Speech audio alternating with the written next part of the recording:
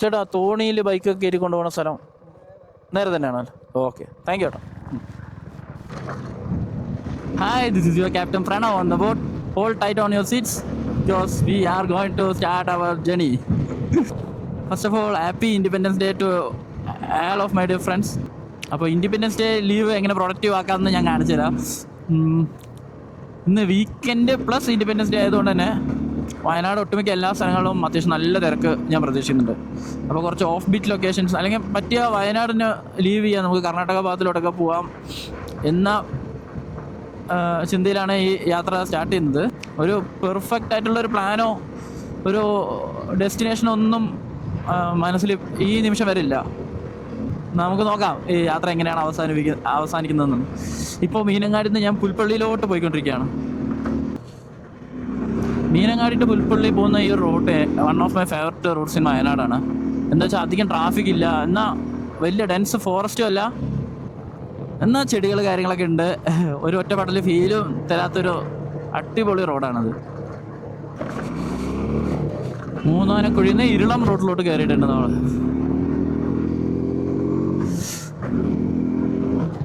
ഇതൊക്കെ നമ്മൾ വർക്കിന് പോകുന്ന സ്ഥിരം റൂട്ടായതുകൊണ്ട് ഇവിടെ ഒന്നും ഗൂഗിൾ മാപ്പിൻ്റെ ആവശ്യം എനിക്ക് വരുന്നില്ല.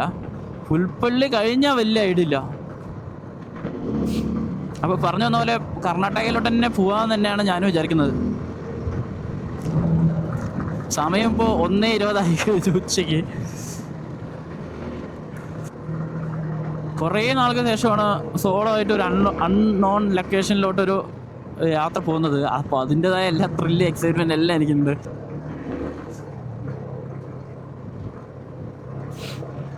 നിങ്ങൾ വയനാട്ടിലോട്ട് യാത്രയൊക്കെ പ്ലാൻ ചെയ്യുന്നുണ്ടെങ്കിൽ ഇപ്പോൾ ഏതാണ്ട് കറക്റ്റ് ടൈമാണ്. അധികം മഴയൊന്നുമില്ല, എന്നാൽ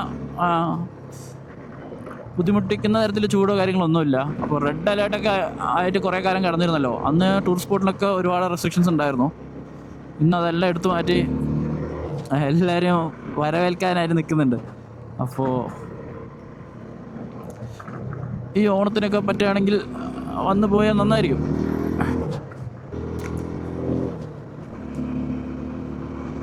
നമുക്ക് മീനങ്ങാടിയിൽ നിന്ന് കർണാടകയിലോട്ട് കിടക്കാൻ ഏറ്റവും എളുപ്പമുള്ള മാർഗ്ഗം ഇതൊന്നല്ല കേട്ടോ. ഈ പുൽപ്പള്ളി നാഗർഹോള ടൈഗർ റിസർവ് വഴി പോകുന്നത് ശരിക്കും പറഞ്ഞാൽ ചുറ്റലാണ്. നമുക്ക് ഏറ്റവും അടുത്ത് സുൽത്താൻ ബത്തേരി, അവിടുന്ന് മുത്തങ്ങ ഫോറസ്റ്റ് കഴിഞ്ഞ് ഗുണ്ടൽപേട്ട്, അതാണ് പെർഫെക്റ്റ്. പക്ഷേ ഈ റൂട്ട് അധികം ഞാൻ എത്ര എക്സ്പ്ലോർ ചെയ്തിട്ടില്ല. പിന്നെ നാഗർഹോൾ വഴി ടൈഗർ റിസർവ് വഴി ഒരു 3-4 വട്ടമൊക്കെ മൈസൂരിലോട്ട് പോയിട്ടുണ്ട്. അതല്ലാതെ ഒരു വഴിയുണ്ട്, ഞാൻ റീൽസിലൊക്കെ കണ്ടതാണ്. അതായത് നമ്മൾ തോണിയിൽ നമ്മുടെ വണ്ടി കയറ്റി കബനി നദി കടന്ന് നമ്മൾ കർണാടകയിലോട്ട് എത്തുന്നത്. കർണാടക അവിടെ എവിടേക്കാണ് എത്തുകയെന്ന് എനിക്കറിയില്ല. മാത്രമല്ല ആ തോണി ഉള്ള സ്ഥലത്തിൻ്റെ പേരും എനിക്കറിയില്ല. അത് പുൽപ്പള്ളി എത്തിയിട്ട് കുറച്ച് ആൾക്കാരുടെ അടുത്ത് ചോദിച്ചിട്ട് വേണം പോകാനായിട്ട്. ഇങ്ങനെയുള്ള ഒരാഗ്രഹം മനസ്സിൽ വന്നപ്പോൾ വയനാട്ടിലുള്ളൊരു സുഹൃത്തിനെ ഞാൻ വിളിച്ച് ചോദിച്ചായിരുന്നു. അപ്പോൾ അവൻ പറഞ്ഞത്, മാഷെ ഞാനിങ്ങനത്തെ വള്ളിക്കൊന്നും നിന്നിട്ടില്ല, എനിക്കറിയാൻ പാടില്ല, നീ ചോദിച്ച് പൊക്കോന്നാണ്. അവർക്ക് ഈ മുറ്റത്തെ മുല്ലിക്ക് മണമില്ലല്ലോ.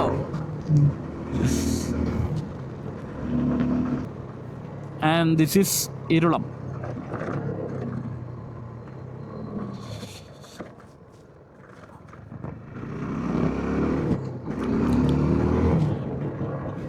സമയം ഓൾറെഡി 1:20 ആയല്ലോ ഞാൻ വീട്ടിൽ നിന്ന് ഇറങ്ങാൻ തന്നെ.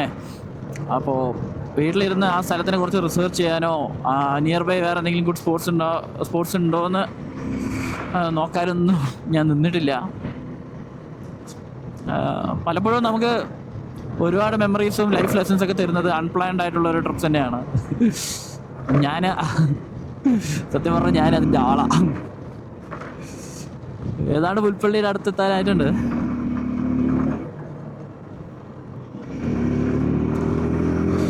അടുത്തൊരു ഇന്ത്യൻ ഓയിലുണ്ട്, കയറി കുറച്ച് ഫ്യൂവൽ ഫില്ല് ചെയ്യാം.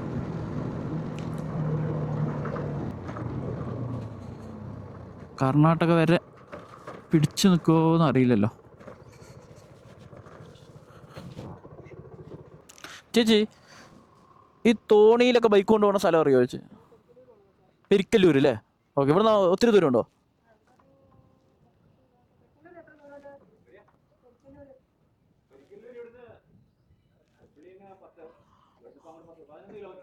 കിലോമീറ്റർ. എങ്ങനെ നമ്മുടെ മറ്റേ ഡോക്ടർ മറ്റേ ശ്രീഷ ക്ലിനിക്കിൻ്റെ ഒക്കെ അങ്ങനെ ആ റോഡാണോ അതോ വിഘ്നേശ്വരപട്ട് മുള്ളംകൊല്ലിയോ ശ്രീ ആശുപത്രി അതിൻ്റെ അങ്ങോട്ട്? ഓക്കെ. ആ ഓ അല്ലല്ല ഫുഡ് അങ്ങനെ കർണാടക എത്തില്ലേ? അതെ അതെ. ചേട്ടാ ഫുഡ് ഡെലിവറിക്കാണോ?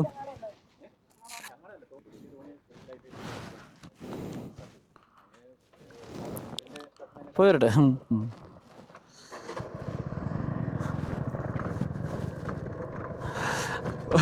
നമുക്കൊരു ഗ്രേറ്റ് ഇൻസൾട്ട് കിട്ടി. ഫുഡ് ഡെലിവറിക്ക് പോവാണോ എന്ന് ചോദിച്ചോ.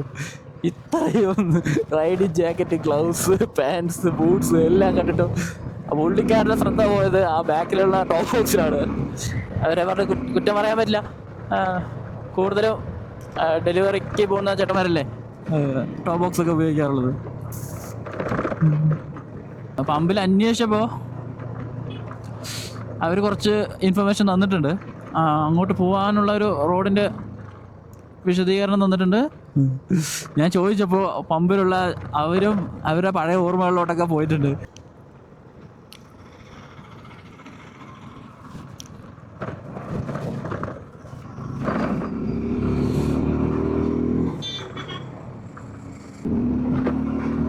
അങ്ങനെ നമ്മൾ പുൽപ്പള്ളി ടൗണിലോട്ട് എത്തിച്ചേർന്നു.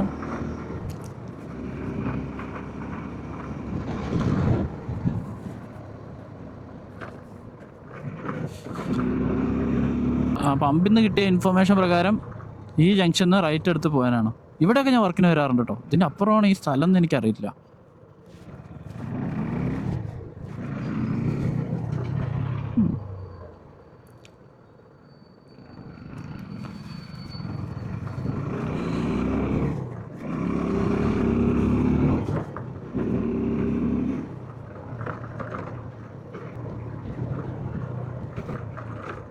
സ്ഥലത്തിൻ്റെ പേര് പറഞ്ഞിട്ടുണ്ട്. മാപ്പ് ഇടണോ വേണ്ട, ഇങ്ങനെ ചോദിച്ച് പോവാ.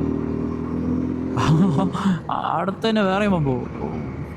ഇവിടെ പുൽപ്പള്ളി എന്ന് പറഞ്ഞാൽ തന്നെ വയനാട്ടിലത്തെ ഒരു കാട് ഏരിയയാണ്. പക്ഷെ ഇവിടെ ഇത്രയും ഡെവലപ്മെൻറ്റ് ആലോചിച്ച് നോക്കിയ. പിന്നെ വയനാട്ടിൽ ആൾക്കാർ എത്രത്തോളം റിച്ച് ആണെന്ന് അറിയാൻ നിങ്ങൾ പുൽപ്പള്ളി ഒന്ന് കവർ ചെയ്താൽ മതി. ഇവിടെയുള്ള വീടുകളും അവരുപയോഗിക്കുന്ന വാഹനങ്ങളൊക്കെ കണ്ട നിങ്ങൾക്ക് മനസ്സിലാവും എന്താണ് അവരുടെ സ്റ്റാൻഡേർഡ് എന്ന്. പക്ഷെ കർണാടക എത്തിക്കഴിഞ്ഞാൽ നമുക്ക് വഴി ചോദിക്കലൊന്നും നടക്കുമെന്ന് വിചാരിക്കുന്നില്ല. കന്നഡ പഠിക്കണം എന്നൊക്കെ ഒരുപാട് ആഗ്രഹിച്ചതാണ്. ഞാൻ അതിന് 1-2 ഇനീഷ്യേറ്റീവ് ഒക്കെ എടുത്തതാണ്. പിന്നെ എന്തോ ഒരു മോട്ടിവേഷൻ പോയതുകൊണ്ട് അത് ആ പകുതി പഠിക്കാൻ കിട്ടും. എഷ്ടു അങ്ങനെ കുറച്ച് വാക്കുകൾ അറിയാമെന്നല്ലാതെ ഒരു കോൺവെർസേഷൻ ഡെവലപ്പ് ചെയ്യാൻ എനിക്ക് കഴിഞ്ഞിട്ടില്ല.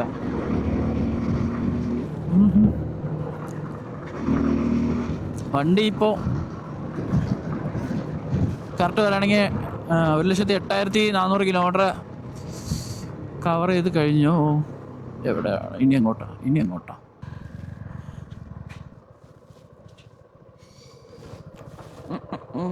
ചേച്ചി പെരിക്കല്ലൂർ ഇതിലേ പോവാ? നേരെ തന്നെ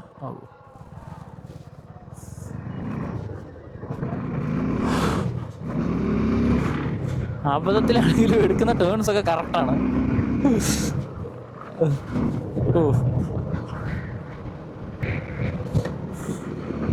അപ്പം ഞാൻ പറഞ്ഞു തന്ന വണ്ടിയുടെ കാര്യം. വണ്ടി അതിൻ്റെ ബെസ്റ്റ് ഔട്ട്പുട്ട്സ് തന്നെ എപ്പോഴും തന്നുകൊണ്ടിരിക്കുന്നുണ്ട്.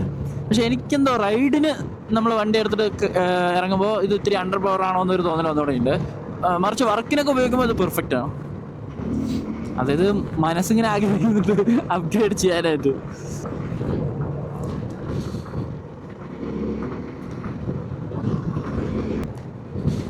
ഓക്കെ, ഓണം ഫെസ്റ്റിവൽ സീസണൊക്കെയാണ് വരുന്നത്. നമ്മുടെ വീസ്ട്രോം ആരെങ്കിലും കൺസിഡർ ചെയ്യുന്നുണ്ടെങ്കിൽ നമ്മുടെ ചാനലിൽ ഇതിൻ്റെ 1 lakh കിലോമീറ്റർ ഓണർഷിപ്പ് റിവ്യൂ ഞാൻ പോസ്റ്റ് ചെയ്തിട്ടുണ്ട്. അതൊന്ന് ചെക്കൗട്ട് ചെയ്യണേ. നിങ്ങൾക്ക് പറ്റുന്ന വണ്ടിയാണെങ്കിൽ എടുക്കൂ. നമുക്ക് കമ്മ്യൂണിറ്റി ഡെവലപ്പ് ചെയ്യണമെന്ന് എനിക്ക് ആഗ്രഹമുണ്ട്.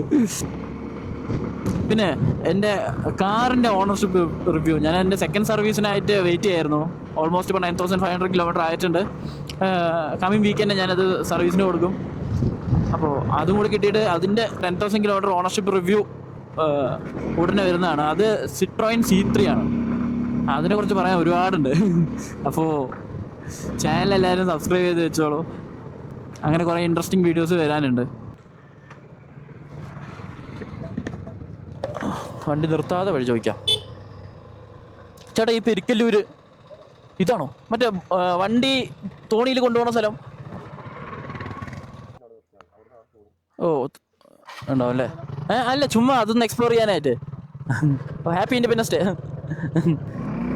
ചേട്ടൻ കുറച്ച് ഇൻഫർമേഷൻ തന്നിട്ടുണ്ട്. ഫസ്റ്റ് ഒരു വളവ് വരും, അതിൽ തിരിയരുത്, അടുത്ത തിരിവ്. ഇതല്ലേ ഫസ്റ്റ് വളവ്? ഇത് തിരിയരുത്, അടുത്ത റൈറ്റ്.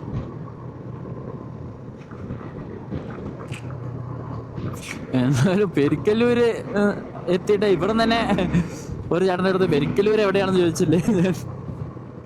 സൈൻ ബോർഡ്സ് എന്തെങ്കിലും നോക്കായിരുന്നു. അതാണോ?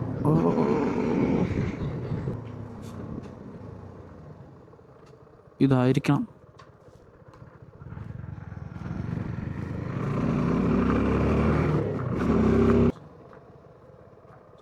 ചേട്ടാ, തോണിയിൽ ബൈക്കൊക്കെ കയറ്റി കൊണ്ടുപോകുന്ന സ്ഥലം നേരെ തന്നെയാണല്ലോ? ഓക്കെ, താങ്ക് യു ചേട്ടാ. നദി.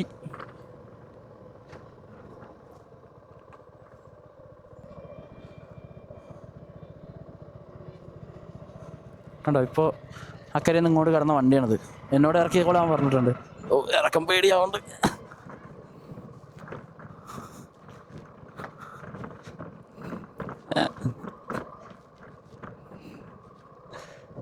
അമ്മേ,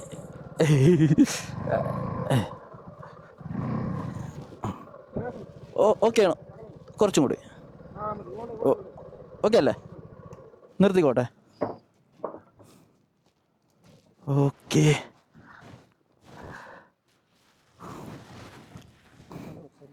ആ, നമ്മൾ തോണിയിൽ വണ്ടി കയറ്റി. എൻ്റെ ലൈഫിൽ ആദ്യമായിട്ടാണ് ഇങ്ങനെ. ചേട്ടാ, ഈ സ്ഥലത്തിൻ്റെ പേര് തോണിക്കടവ് തന്നെയല്ലേ? എന്തായിരുന്നു? ഡിപ്പോ കടവ്. ഓ, ഓക്കെ ഓക്കെ. മൂന്നിലും ഇങ്ങനെ തോണി. ഓക്കെ. അപ്പോൾ ഇതുപോലത്തെ ഇങ്ങനത്തെ 2 സ്പോട്ട് ഉണ്ട് വണ്ടി കടത്താനായിട്ട്. മാറി നിൽക്കാനൊക്കെ ഒരു ചെറിയ പേടിയുണ്ട്. My bike on boat. നമ്മൾ തുഴയല്ല കേട്ടോ, ഇതിലിങ്ങനെ പിടിച്ചിട്ട് ഇങ്ങനെ അദ്ദേഹം ഇങ്ങനെ കൊണ്ടുപോവുകയാണ് നമ്മളെ. ചെറിയ ദൂരം തന്നെ ഉള്ളൂ, പക്ഷെ എങ്കിലും അത് വേറിട്ട ഒരു അനുഭവം. നമ്മൾ അക്കരയിൽ നിന്ന് അല്ല, ഇക്കരയിൽ നിന്ന് അക്കരയിലോട്ട് പോവാണ്. ചേട്ടൻ്റെ പേരെന്തായിരുന്നു? ശിവരാജ്. Happy independence day. അപ്പോൾ ഈ കടവിൽ വന്നാൽ നമ്മളെ സഹായിക്കാൻ ശിവരാജ് ചേട്ടനുണ്ടാവും. ഇത് കബനി നദി തന്നെയല്ലേ ചേട്ടാ? കബനിയല്ലേ?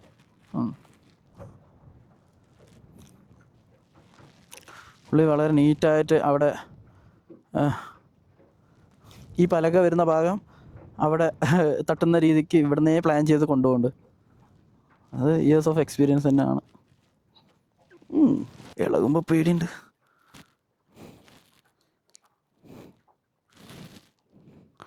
ഞാൻ നിന്നവിടെ നിന്ന് അനങ്ങിയിട്ടില്ല. ഇപ്പം അത്യാവശ്യം നല്ല ആട്ടമുണ്ട്.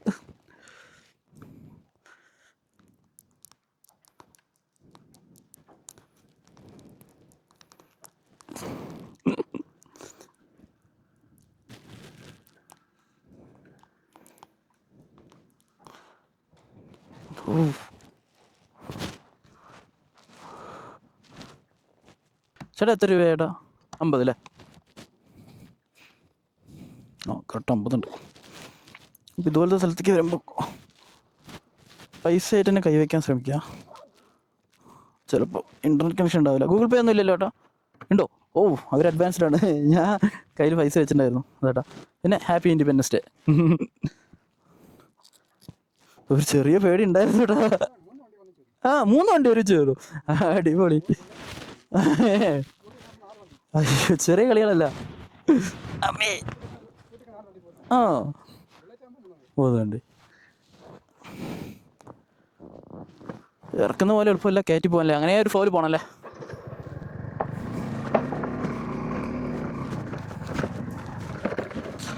എൻ്റെ അമ്മോ ഇവിടുത്തെ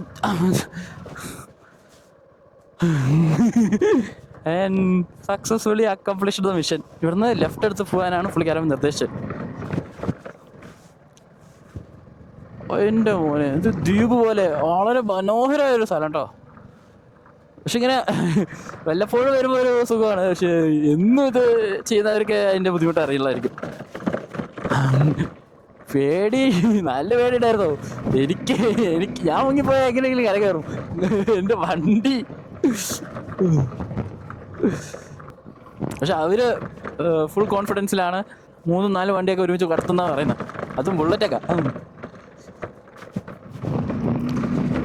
അതിമനോഹരമായ ഒരു സ്ഥലം കേട്ടോ, പറയാതിരിക്കാൻ വയ്യ.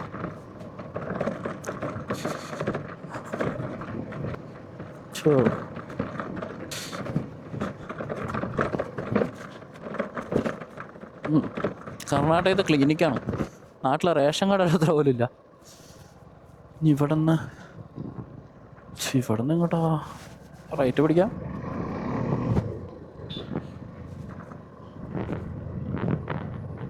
ഓ മൈ ഗോഡ്, ഇനി മാപ്പ് ഇടുന്നതായിരിക്കും എൻ്റെ വൃത്തി.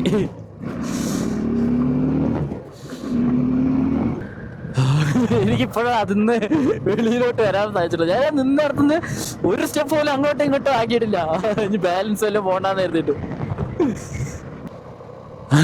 അങ്ങനെ ഈ ഇൻഡിപെൻഡൻസ് ഡേ ഞാൻ ഈ അടുത്തൊന്നും മറക്കുന്നു തോന്നുന്നില്ല. നല്ലൊരു ഓർമ്മയായിട്ട് അത് എപ്പോഴും മനസ്സിലുണ്ടാവും.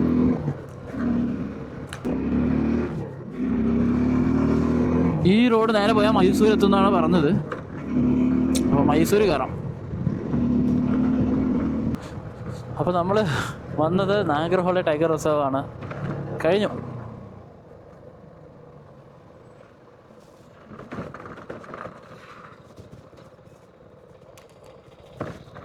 ഫോറസ്റ്റ് ഏരിയ നമ്മൾ പാസ് ചെയ്ത് കഴിഞ്ഞു. ഗൈസ്, മൈസൂർ പോയിട്ട് ഭക്ഷണം കഴിക്കാമെന്നുള്ള ആഗ്രഹം പോയി. കാരണം അവിടെ ഒരു ബോർഡിലുണ്ടായിരുന്നു മൈസൂർ 70 കിലോമീറ്റേഴ്സിന്. അതൊന്നും അത്രയും നേരം താങ്ങാൻ പറ്റില്ല. ഇപ്പം തന്നെ 2:45 സമയം. നമുക്ക് അടുത്തുള്ള ഏതെങ്കിലും ഒരു കുഞ്ഞു ബിരിയാണി കട ഏതെങ്കിലും കണ്ടാൽ കയറാം. ഒരു പക്ക ഗ്രാമം എന്ന് പറഞ്ഞാൽ ഗ്രാമം.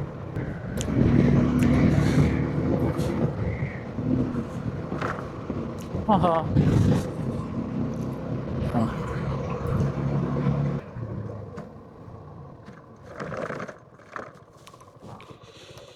24 കിലോമീറ്ററാണ് ഗുണ്ടൽപേട്ട് കാണിക്കുന്നത്. മൈസൂർ 60. മൈസൂരിൽ നിന്ന് ഗുണ്ടൽപേട്ട് പോവുകയാണെങ്കിൽ പിന്നെയും 60 കിലോമീറ്റർ ഉണ്ട്. ബെറ്റർ ഇവിടെ തന്നെ സ്വിച്ച് ചെയ്യുന്നതാണെന്ന് വിചാരിക്കുന്നുണ്ട്.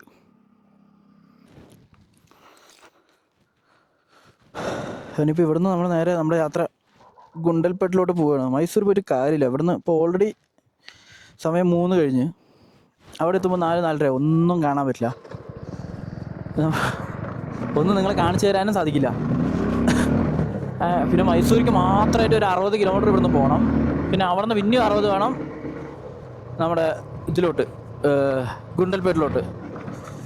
അപ്പോൾ വെച്ച് നോക്കുമ്പോൾ ഇവിടുന്ന് സ്ട്രൈറ്റ് ഗുണ്ടൽപേട്ട് ഒരു 74 കിലോമീറ്ററിൽ എത്തുന്ന ഒരു റൂട്ട് കാണിച്ചു.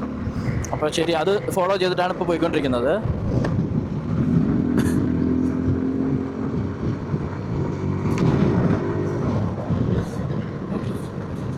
1 മണിക്കൂർ 40 മിനിറ്റാണ് ഗുണ്ടൽപേട്ട് എത്താൻ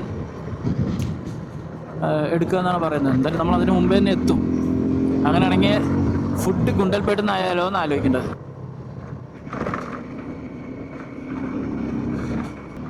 ഇനി ഒരു 1/2 കിലോമീറ്ററിൽ നമ്മുടെ ഫസ്റ്റ് ഡൈവേർഷൻ വരുന്നുണ്ട്.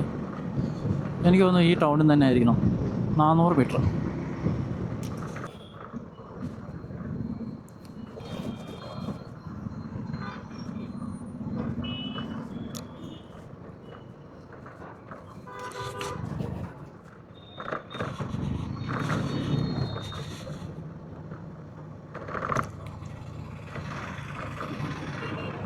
അപ്പം നമ്മൾ ഈ റൈറ്റ് ടേൺ എടുക്കാതെ നേരെ പോയിട്ടുണ്ടെങ്കിൽ മൈസൂർ തന്നെ എത്തും കേട്ടോ.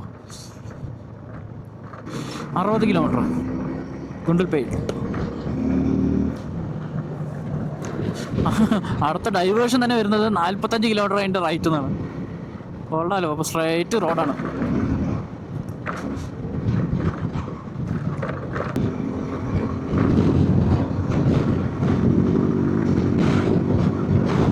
ഈ ഒരു സെയിം കണ്ടീഷനാണ് ത്രൂട്ട് പറഞ്ഞാൽ നമ്മളൊരു 4:15 ആകുമ്പോഴേക്കും അവിടെ എത്തും.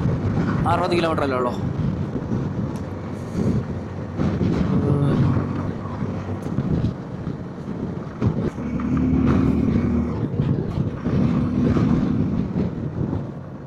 എനിക്ക് കർണാടകത്തെ ചായ ഭയങ്കര ഇഷ്ടമാണ്. അടുത്തത് അതുപോലത്തെ ഏതെങ്കിലും ചെറിയ കട കിട്ടുകയാണെങ്കിൽ ഇത് ഓപ്പൺ ചെയ്തിട്ടില്ല, നമ്മൾ സ്റ്റോപ്പ് ചെയ്തിട്ട് ഒരു ടീ ബ്രേക്ക് എടുക്കാം. ഈ റൂട്ട് എന്തായാലും തിരഞ്ഞെടുത്തത് നന്നായി. മറ്റേത് മൈസൂർ ടു ഗുണ്ടൽപേട്ട് എന്ന് പറയുന്നത് ജസ്റ്റ് ഒരു ഹൈവേ പോലെയാണ്, ഒന്നും കാണാൻ മാത്രം ഒന്നുമില്ല. അതും പണ്ടാണെങ്കിൽ 0 ഇൻട്രപ്ഷൻസ് ആണ്, അടിപൊളിയായിട്ട് നല്ല ഹൈ സ്പീഡ് പിടിച്ച് പോവുക. ഇപ്പോഴാണെങ്കിൽ ഇടയ്ക്ക് വെച്ചിട്ട് റോഡ് പണികളൊക്കെ നടക്കുന്നതുകൊണ്ട് ഹൈവേസ് എൻജോയ് ചെയ്യാൻ പറ്റില്ല. ഇതെടുത്തത് എന്തായാലും നല്ല ഓപ്ഷനാണ്.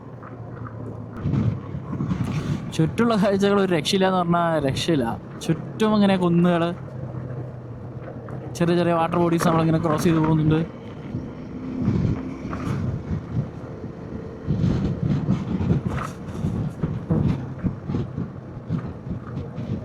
ഒരു നല്ല വില്ലേജ് വൈബ് തരുന്നുണ്ട്. മൈസൂർ ബൈപ്പാസ് ചെയ്തതിന് 0 റിഗ്രറ്റ്സ്.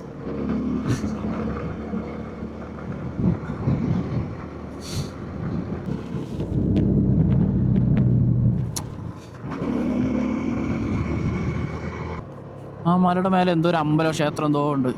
ഈ കുന്നിൻ്റെ കണ്ടിന്യൂഷൻ തന്നെയാണ്. അയ്യോടാ,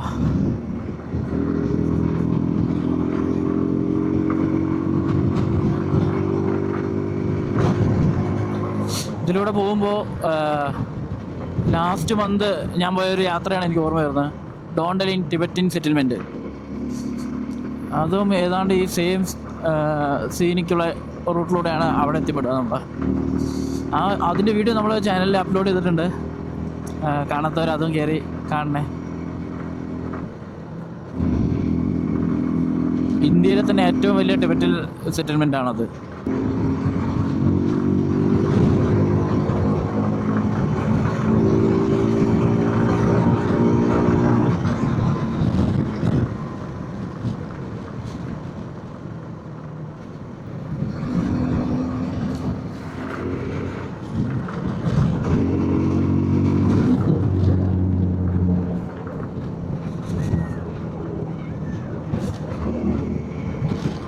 ടോട്ടൽ 45 കിലോമീറ്റർ കൂടി ഉണ്ട്.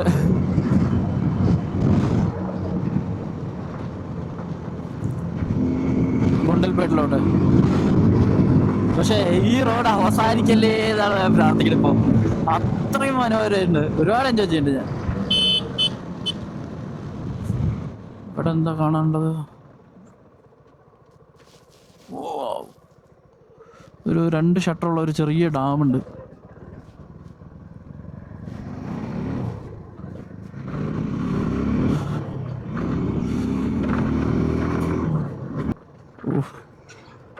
റിസർവയറിൻ്റെ സൈഡിൽ കൂടെയാണ് നമ്മൾ വണ്ടി ഓടിക്കുന്നത്. ഇപ്പോൾ ഇവിടെ കുറ്റിച്ചെടിയൊന്നും ഇല്ലെങ്കിൽ നമുക്ക് വെള്ളം കാണാം. ഇത്രയും സീരിയക്കായിട്ടുള്ള റോഡിലൊക്കെ ഞാൻ വണ്ടി ഓടിച്ചിട്ടുണ്ടോ എന്ന് തന്നെ ആലോചിക്കണം.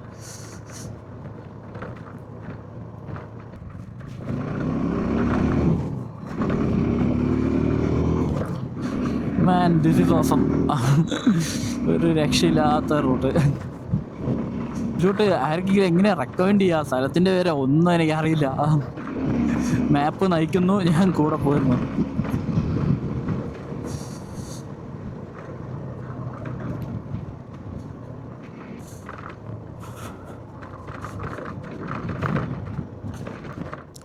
കേരള വെഹിക്കിൾസൊക്കെ വരുന്നുണ്ട്.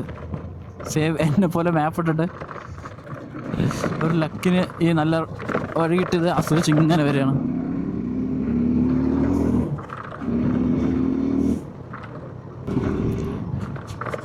ഇപ്പോൾ മനസ്സ് പറയുന്നത് റോഡ് ഇത്തിരി മോശം കുഴപ്പമില്ല, ഇതുപോലത്തെ സീനിക് റോഡ് തന്നെ ആയാൽ നന്നായിരുന്നു. 25 കിലോമീറ്റർ ഉണ്ട് ഇനി ഒരു ഡൈവേർഷന് അതുവരെ.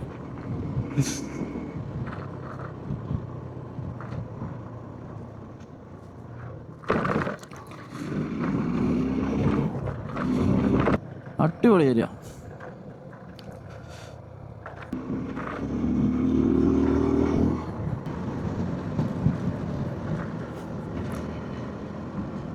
ഒരു കുഞ്ഞു ടൗണിൽ വന്നിട്ടുണ്ട്, പക്ഷെ നമുക്ക് ഡൈവേഷനൊന്നുമില്ല, നേരെ തന്നെ പോകാനാണ് പറയുന്നത്.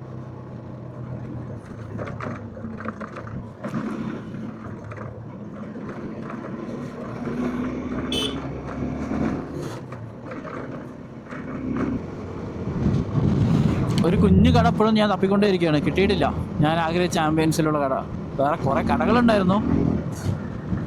ഡേഞ്ചർ സ്ഥല.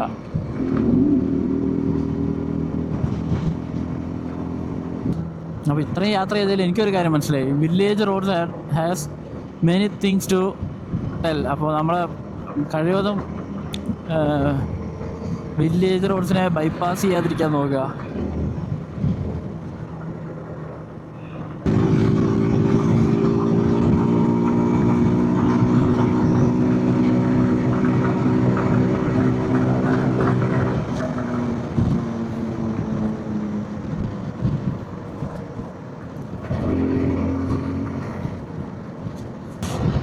ഓ എന്താ ഫ്രെയിം!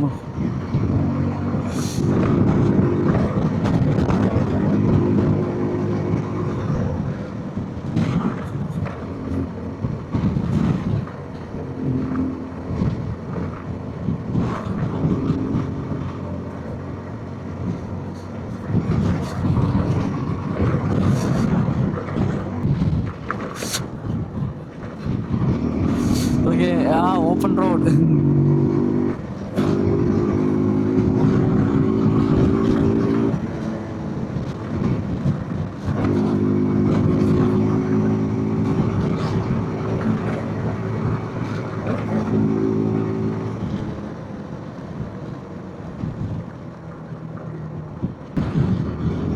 km/h ഒക്കെ വളരെ ചെറിയ സ്പീഡ് പോലെയാണ് തോന്നുന്നത്.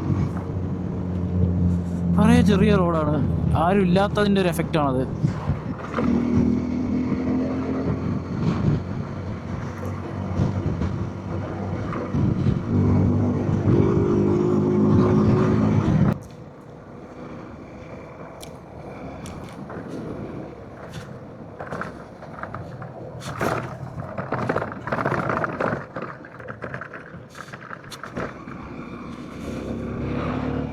ഓ, ടൈഗർ നാഷണൽ പാർക്ക് ഏരിയ എന്ന് എഴുതിയിട്ടുണ്ട്. അതേപ്പോ എൻ്റെ കൊരങ്ങച്ചൻ. ഒരു വല്ലാത്തൊരു ഭംഗിയില്ലേ, അതൊരു എങ്ങനെ പറയാ, എനിക്ക് പറയാൻ പോലും വാക്കുകൾ കിട്ടത്തില്ല. നന്നായിട്ടുണ്ട്. ഇങ്ങനത്തെ ഒരു ഫോറസ്റ്റ് ഏരിയയിലൂടെ ഞാൻ പോയിട്ടില്ല. ഡ്രൈ ആണ്, but it has it on ഒരു ബ്യൂട്ടി.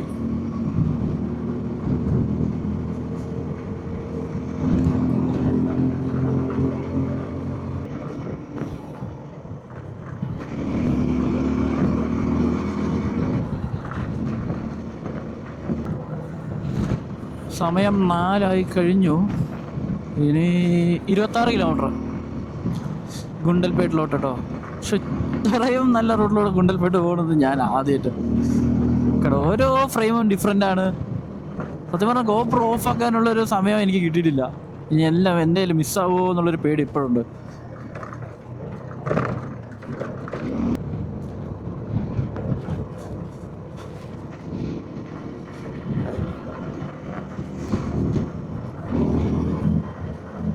ഈ വീഡിയോയ്ക്ക് എന്ത് ടൈറ്റിൽ കൊടുക്കാമെന്നാണ് ഞാൻ ആലോചിക്കുന്നത്. ഒന്നും മനസ്സിൽ വരുന്നില്ല. ഒരു ഡെസ്റ്റിനേഷൻ ഇല്ലല്ലോ നമുക്ക്.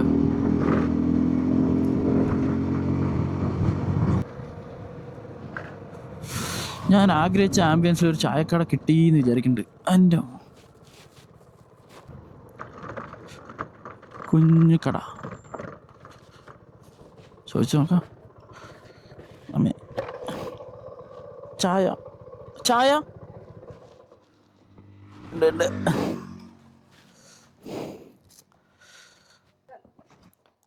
സിംഗിൾ അണ്ണനും കളിയാക്കണം, എന്താ പറയാ. ഈ ഒരു കൊച്ചു കടയിലാണ് നമ്മുടെ ടീ ബ്രേക്കിന് നിർത്തിയത്.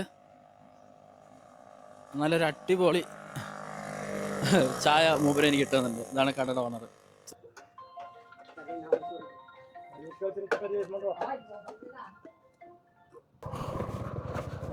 അങ്ങനെ അവിടുന്ന് ബൈ ബൈ പറഞ്ഞു.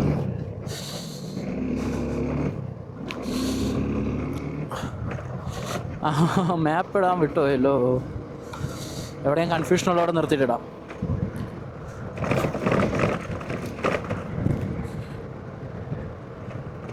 സൈൻ ബോർഡ്സ് ഒക്കെ ഉണ്ട്, പക്ഷേ കന്നഡ അറിയില്ലല്ലോ. ആ പോയ എനർജിയൊക്കെ ഞാൻ ആ ചായയിലൂടെ തിരിച്ചു പിടിച്ചിട്ടുണ്ട്.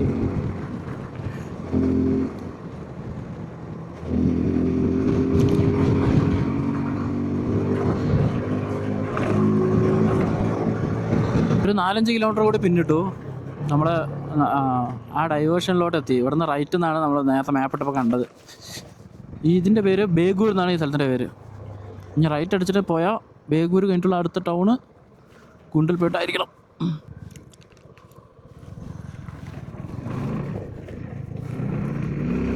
ഈ റൂട്ട് പിന്നെ പറയാനുണ്ടോ, അടിപൊളിയാണോ.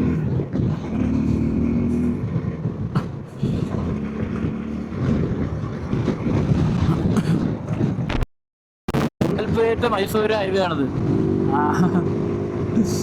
അത്യാവശ്യം ക്രൗഡഡ് ആണ് വീക്കെൻഡും കാര്യങ്ങളൊക്കെ ആയതുകൊണ്ട്. എന്നാലും നമുക്ക് നല്ലൊരു പേസ് പിടിക്കാൻ പറ്റുന്നുണ്ട്. Total 134 kilometre in 3 hours 7 minutes.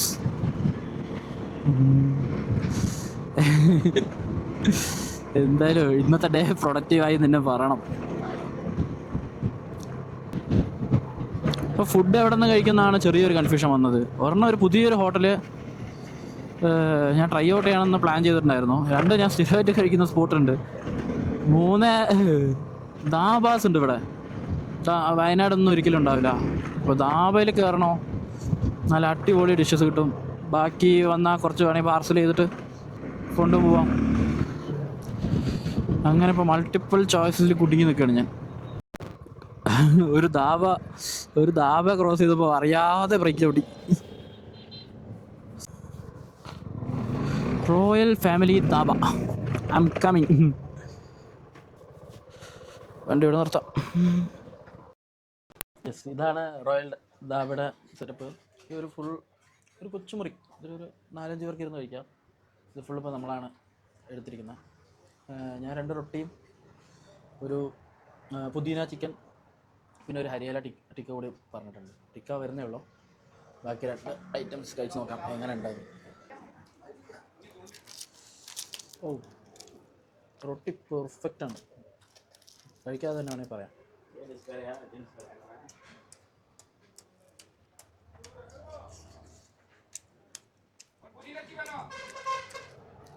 ദാബകളൊക്കെ മാത്രം കിട്ടുന്ന പ്രത്യേകമായിട്ടാണ് പുതിന ചട്നി.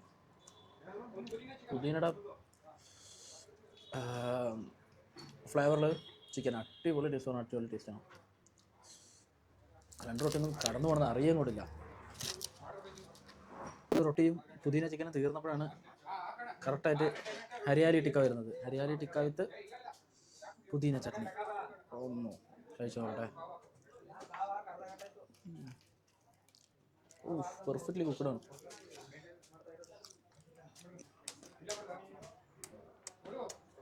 അടിപൊളി, അടിപൊളി. ഇനി അടുത്തത് വരാൻ പോകുന്ന ഐറ്റമാണ് കുറച്ച് പേടിപ്പിക്കാൻ പോകുന്നത്. വേറെ ഒന്നുമില്ല, ബില്ല്. അങ്ങനെ 1000 പോകും ഉറപ്പാം. നമുക്ക് നോക്കാം കേട്ടോ. ഓക്കെ, നമുക്ക് ഹരിയാലി ടിക്ക മാത്രം 2-3 പീസ്. യൂട്യൂബ് അത് പ്രശ്നം, പക്ഷേ ഫുഡ് സൂപ്പറാ. ജസ്റ്റ് 620 റുപ്പീസ് ആയിട്ടുള്ളൂ നമ്മൾ ഇത്രയും 2 ഐറ്റംസ് കഴിച്ചിട്ട്. അപ്പോൾ പോക്കറ്റ് ഫ്രണ്ട്ലി ആണെന്ന് തന്നെ പറയാം.